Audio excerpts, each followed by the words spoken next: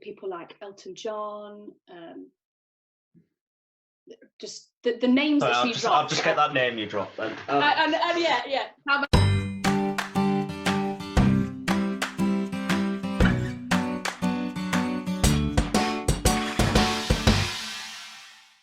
Hi guys, welcome to episode 3 of Interval Conversations. I'm joined today by my good friend Jenny Arnold. I think she's that Hello. recording.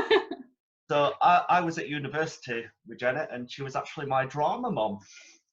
So so a doctor fresher, and she ended up with me.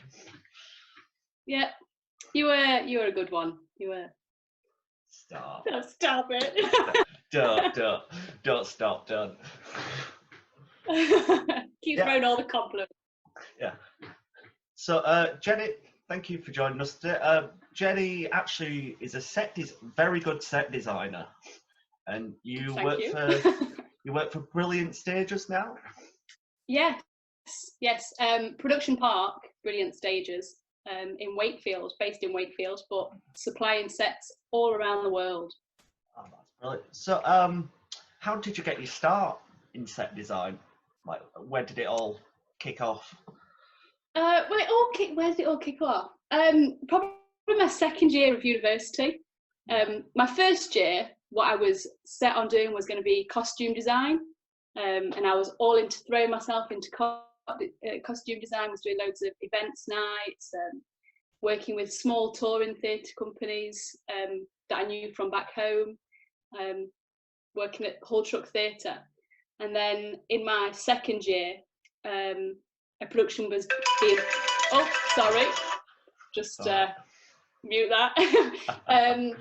In my second year, a production was being put on at university called A Streetcar Named Desire. They didn't have a set designer. And most of the people on that production were third years, but there was no set designer really up for doing it in their year. So they dropped it down to second year and asked if anyone was interested in doing it. So sort of thought, I'll give it a go. It's sort of the costume for the stage almost. See what skills I can transfer across onto that. And just absolutely loved it. Seeing it all the way from paper renderings up to the real thing was just an incredible experience. It was a huge set. It was a very big set as well. Yeah, and the director just had so many ideas but didn't really know what they wanted, which was good in some ways because I was able to pick bits that I liked from each of the idea and then form my own stage around that. That actually brings us on to the next question. So what's your creative process like? How do you get your ideas? How do you come up?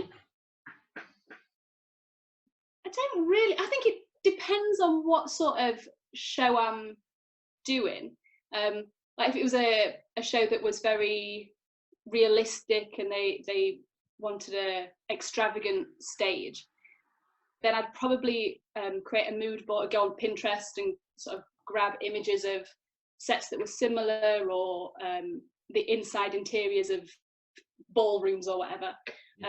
Or if it's quite abstract and minimal, I'd go to an art gallery and just walk around an art gallery and look at colours and shape and different textures. I think that would be the one that I like doing the most. I like a minimal stage, and I like shape and colour and how shadows can work. So working closely with a lighting designer is what I like doing as well. Because I remember when we did Aladdin at university. Yes. That was an interesting set design, wasn't it? That was so hard because of it being the double bill with Animal Farm. What are the links between them? The people that don't know, me and my friend Lulu were stupidly and drunk pitched a panto for a main house production, but for some reason they made it a double bill with Animal Farm. So the set had to be quite easily adaptable. So I think it was in thrust. I remember that. There was like a rostra bit of brickwork and sliding doors for the cave. Yeah, I did really like the cave. The cave was cool. The cave did look with the smoke and the lights under there. That was it was a cool. very good lighting design. Oh yes, of course. But there was also like a big like blank canvas on the back where you sort of painted Humber Bridge. Yeah, part of the Humber Bridge in sort of black and white, was it? And then obviously for your side of the show, Panto, lots of bright colours, were able to pick that out really nicely, and then dull it down and make it a bit grim and grimy for Animal Farm. So that was probably the most challenging one I've ever had. It was challenging for me as well. I was like, because I wrote it as well. I was like, yeah, I just want to do this. It was fun though. It was good to do. Oh, it was good. So, do you have a favourite design you've done? So you said that was the most challenging, and you've touched upon Streetcar as well. Do you have a favourite design that you've done? Probably Constellations, I think. Oh yeah. That was Aidan. That sort of developed as it went through. I think my favourite thing about that was that it was a 3-leveled crescent moon that moved in the initial designs. So the moon sort of like slid in and out of itself to create steps, which I really, really liked. But then sort of a couple of weeks before the show, the director decided that it didn't need to move. It could just stay out in the steps. So it still looked really nice, but a lot of hard work went into it. And I'd already built it moving as well and put all the braking systems in. So it was kind of a sad day when I took all that apart and just glued it together. Should have kept it on for the spoof. Yeah, true. Well, the spoof was good. I remember using my model box and just sort of ripping it all to pieces and stamping on it. And I should probably explain that to everyone. So the spoof, we have a tradition, or used to have a tradition at University of Hull, but I don't know if they still do it. Whereas when you work on a show, the crew at the end of the week film their version of the show. It's usually just digging into everyone involved with it, like picking out private jokes. Anything that's gone wrong. And it's usually the highlight at the show week. So you take the set down, you go to the after show party, start having drinks, you hand out like all the joke awards and stuff, then you sit down and watch the spoof. So that's what that is. But I remember constantly. It was who was in it? It was Aidan and Sydney. Aidan, Sydney, yeah. Always Aidan. Always. Any show, Aidan's in it.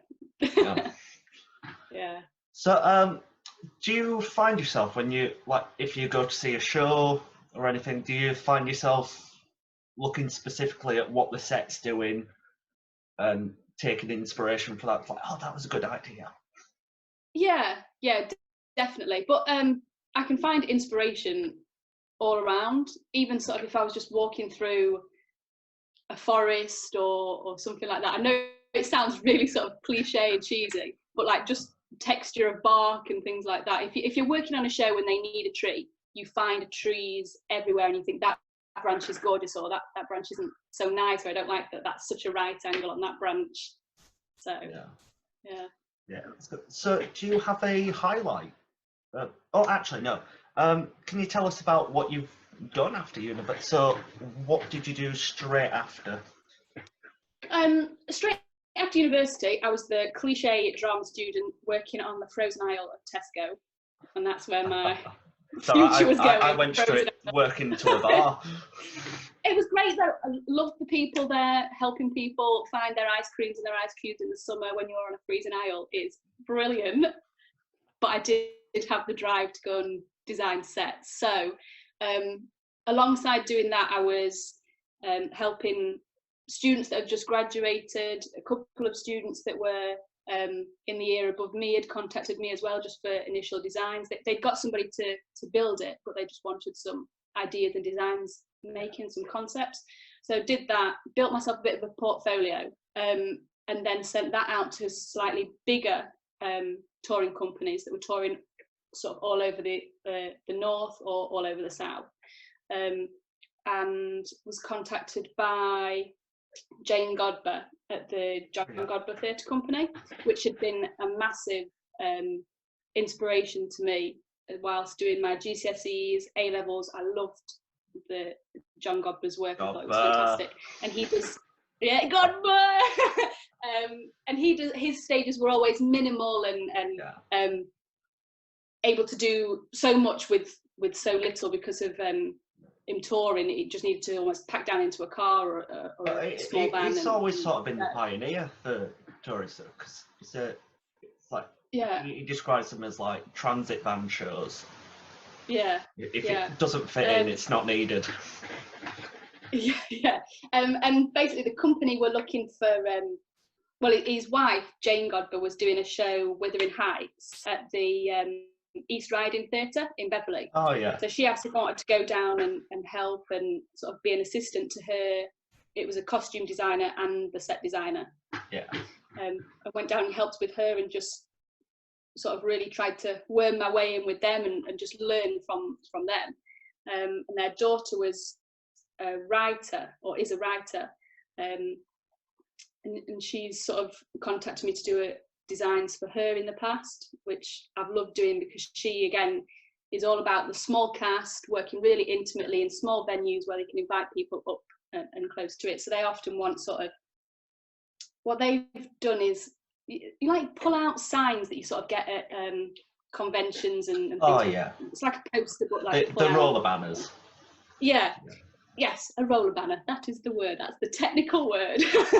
A roller banner. So they often get sort of 3 or 4 roller banners and put designs on them, and then they can literally put them down into a rucksack, even if they're going to the Fringe, walk around with it and then pull it out, and they've almost got a 5 by 5 meter backdrop, which is such an easy and effective way of doing it. But the first one I was able to design for them was a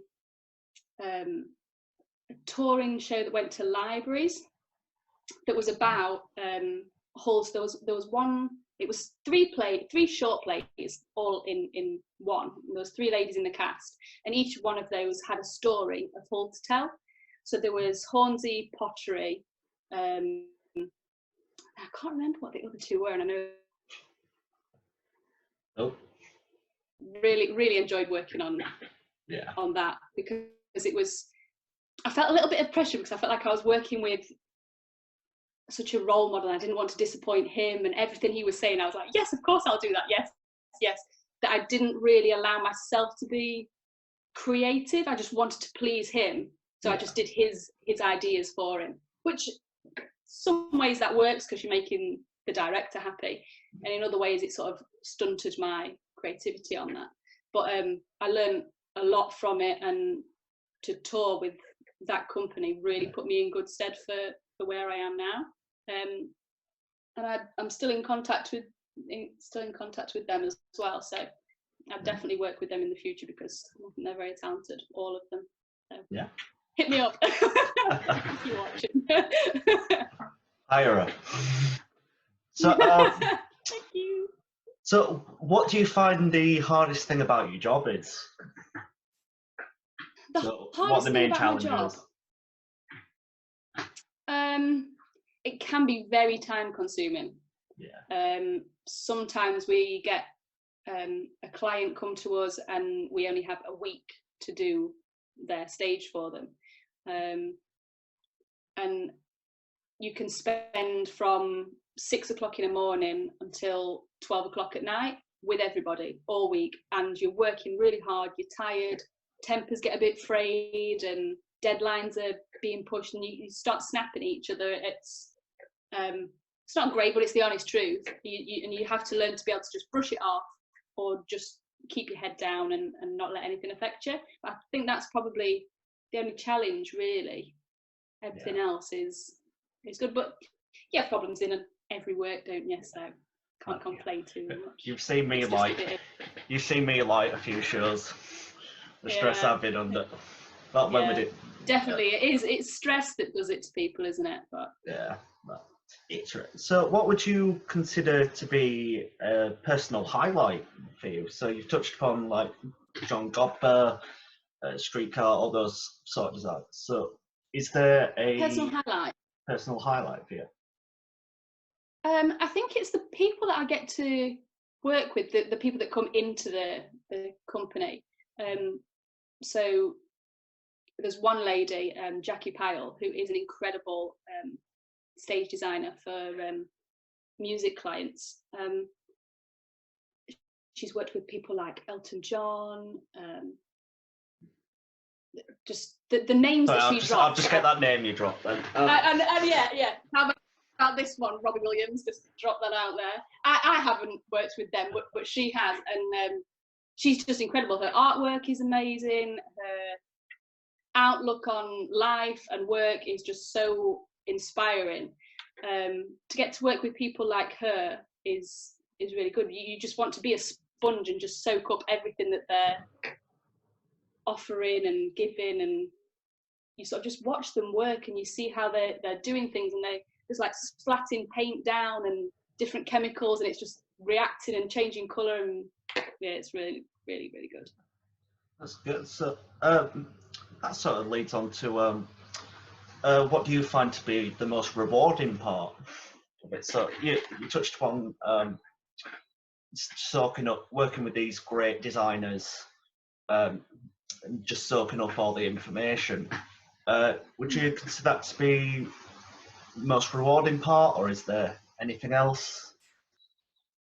Well, at the end of every job, it's really rewarding to stand back and look at what you've created as a team. And if there wasn't everybody there working together, you wouldn't get the outcome that you get. From people right down the bottom of the ladder all the way up to the top, it's got to be a teamwork. I find that really rewarding. That everybody really does come together at the end of a job, even if it has been a really short, stressful one, and groups have been split into different bits on the project. All coming together at the end is really nice, especially then if you get feedback from the client and reviews from critics that are saying this is amazing and go and see this show. That is really, really good. I remember, was it the Brit Awards we were involved? The Sam Smith. Yes. One. Yeah.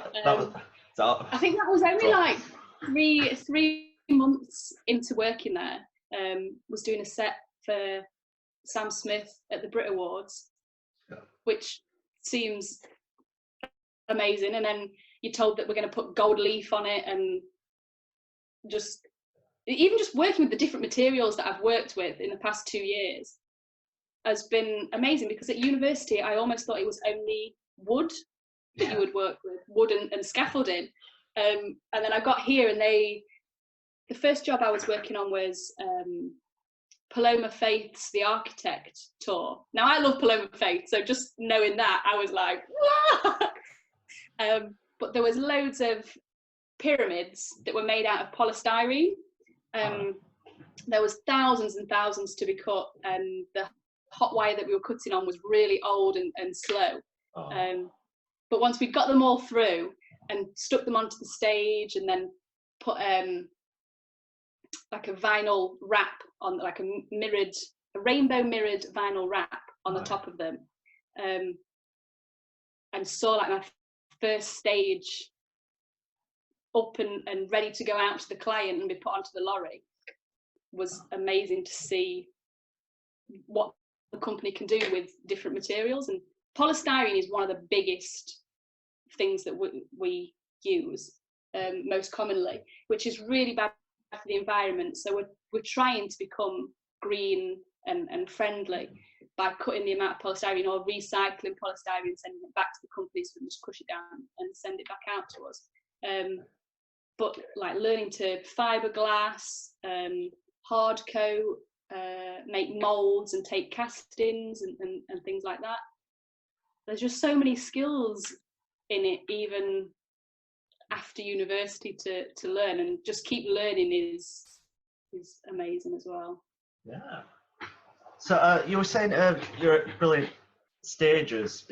Are they associated with Backstage Academy? Because I know they're based in Wakefield as They well? are, yeah. They're on the same. They're on the same plot. The workshop that I work in is on the back of Brilliant Stages at the Academy. Yeah. And then Brilliant Stages is just over to the side of that. So I did the pyro course there a few years ago. Okay. And yeah.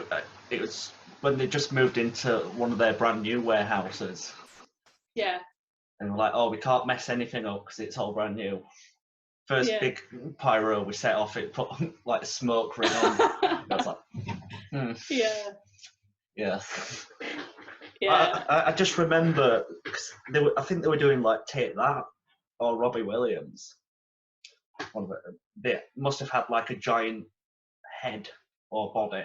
Yes. Yeah. There was like That's a giant. the Robbie Williams head. There was like a giant, like half head outside. It was like, what the?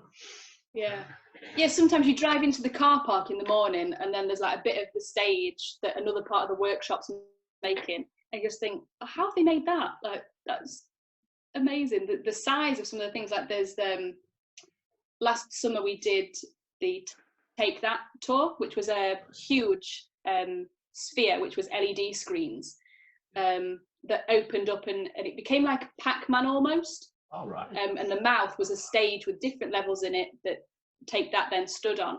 But I think that was like the first of that kind of stage in the world.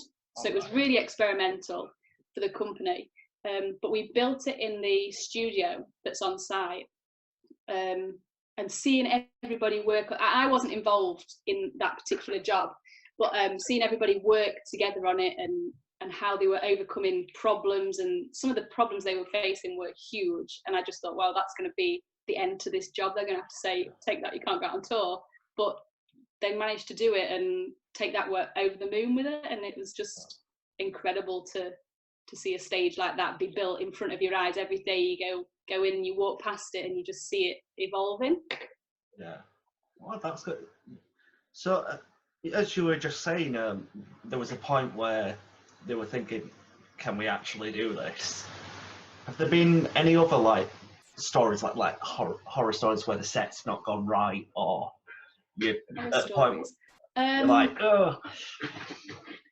We've heard horror stories. I don't think I've ever been involved in the horror story, but like in the past, I know when the company was sort of a lot smaller than it is now, they did get challenges of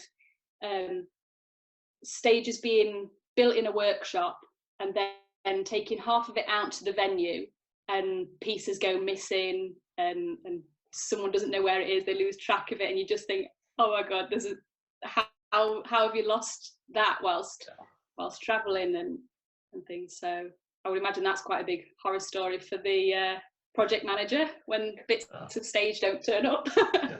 So I was once working backstage on, God, what show was it? Me and My Girl in Halifax, and the lorry got nicked that had the set. Oh no!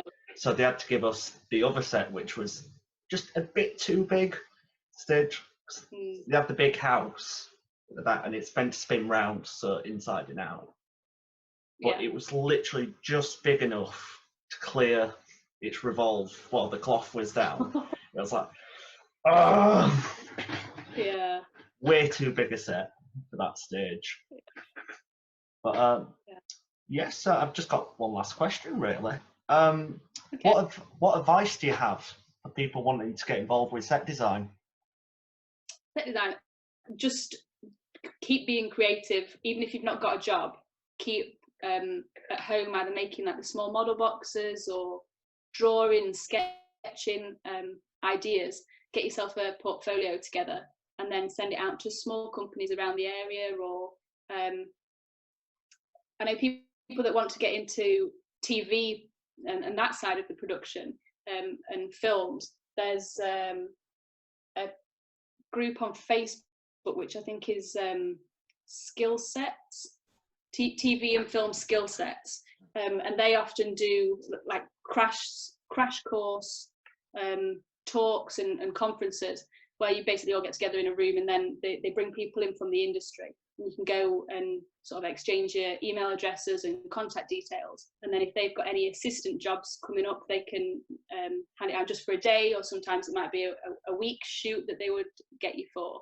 So basically just trying to get your name out there, and just showing that you're keen to do anything, even if it's for free, to start off with. You're going to be rewarded in the end, because if you're a good hard little worker and always showing up on time with a smile and a coffee for them, they're not going to say no to you in the future.